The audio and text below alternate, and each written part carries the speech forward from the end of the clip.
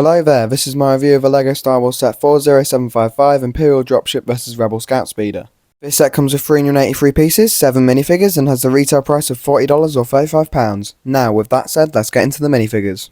The first minifigures I want to take a look at are the Stormtroopers. The printing details all around this figure are amazing. The torso, leg and back print on the Stormtrooper here look really good. The helmet, however, is a point of controversy. Some people do really like these helmets with all the detail they have.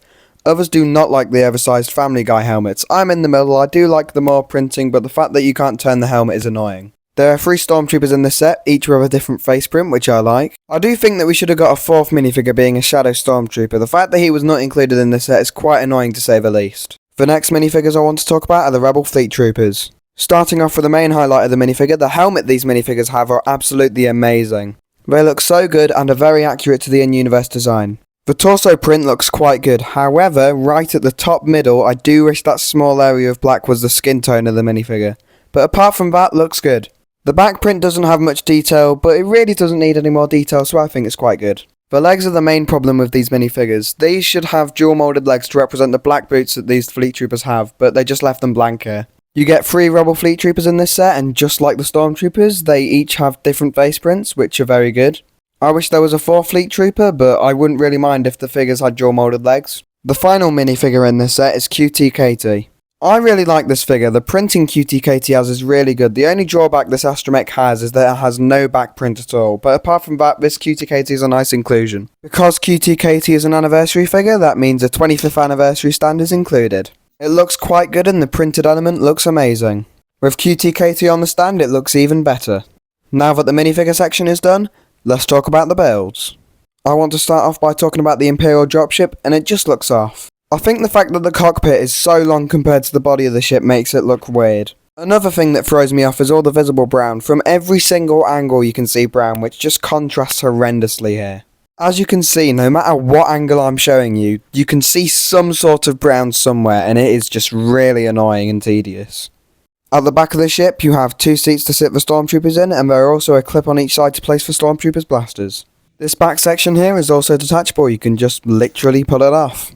So if you want to, you can drop your troops off into the battlefield and then fly over the rest of the ship, which is a really cool feature to have here. Above are the engines for the ship, which I think look quite good, but you can also change the angle of these to change the ship's direction. You could tilt them down to propel the ship up, or you could just have them face back and move it forwards normally. On each side of the wing is a stud shooter, and if you are wondering, I'm pretty sure they do work. There you go.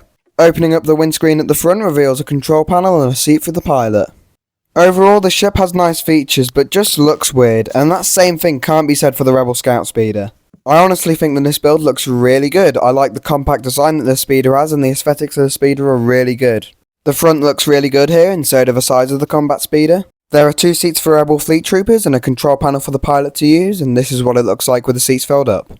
Behind this is a turret that has a movable cannon and 2 stud shooters on each side, and both of them do work. I only tried one though because I know the other one works. The head can also be rotated 360 degrees to have the turret face any direction. I had a bit of fun there. There is also a seat for a gunner and a printed control panel that the gunner can use to control the turret, and this is what it looks like with a gunner sat down in it. The turret is also removable from the Scout Speeder, which allows it to be its own little side build. This can also reveal an area to store blasters, but what I have found about this though is it's not very secure. If you literally tilt this, the blasters can fall out. Oh, and before I miss it, I really like the engines on the back of this speeder and also the engine intakes on each side. I really like this build and I think it's way better than the Imperial Dropship. Overall, I think the set is really good. I do wish that each faction got an extra figure, especially the Imperials. They really should have had a Shadow Trooper in this set. I also think that the Imperial Dropship build should have been way better as well, but the Rebel Scout Speeder is a really good build and I can't fault it at all. I think if I had to rank this set like on a numbers wise, I think I'd probably call it like a 6.6 out of 10.